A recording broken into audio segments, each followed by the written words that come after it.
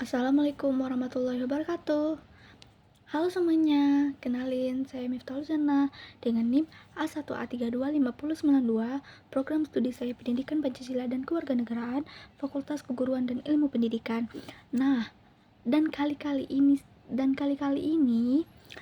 saya mau bahas tentang perkuliahan nih, tentang liberasi pendidikan nih, dengan mata kuliah globalisasi dan grafik mahasiswa meledak. Logo WTO, ijazah ada barcode. Mahasiswa dunia naik dari 28 juta jadi 100 juta dalam 30 tahun. Di Korea Selatan, yang kuliah naik dari 5% jadi 82%. Kenapa? Karena tahun 1994 WTO bikin GATS, perjanjian yang mengubah pendidikan tinggi jadi jasa dagang.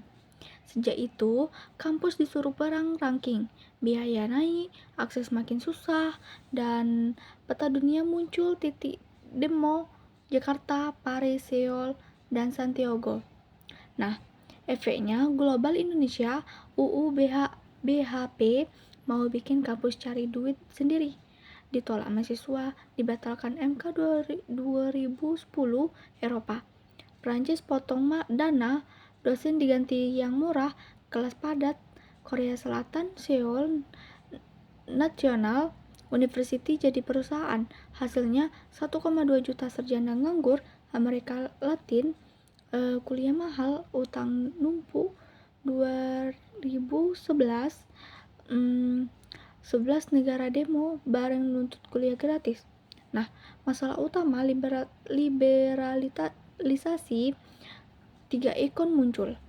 Nah, yang pertama uang, yang kedua otak terbang, yang ketiga kampus numpuk.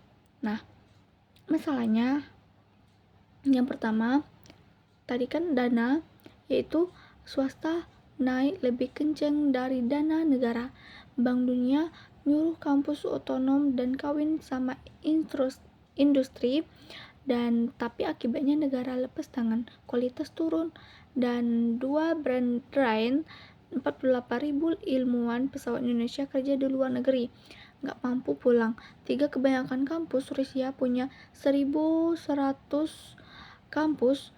Putin nyuruh tutup 20 karena mutunya buruk.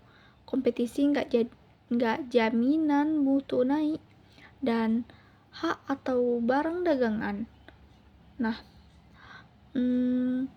ini debatnya. PBB bilang pendidikan itu hak asasi manusia.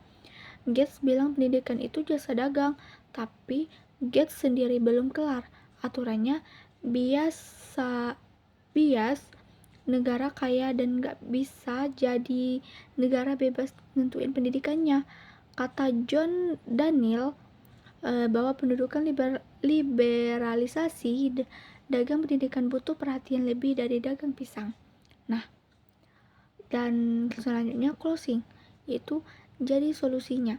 PBB bilang negara tetap pinjamin utama, swasta boleh bantu, asal diatur syaratnya, bertahap, batasi asing, dan jaga fungsi sosial.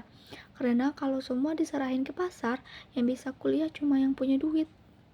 Nah, pendidikan itu bisa dikatakan hak, bukan komoditas. Nah, intinya liberalisasi pendidikan tinggi karena Gates atau WTO bikin kampus ikut pasar bebas. Dampaknya kuliah makin mahal, negara lepas tangan, kualitas turun, dan otak-otak pintar kabur ke luar negeri.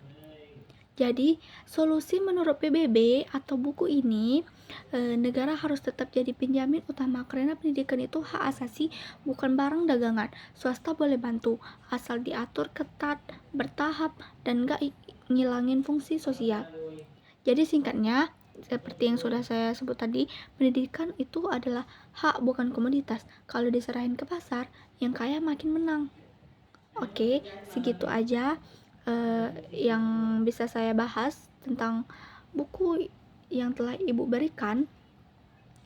Terima kasih telah menonton sampai akhir. Semoga bermanfaat untuk kalian semua. Wa taufiq wal hidayah. Wassalamualaikum warahmatullahi wabarakatuh.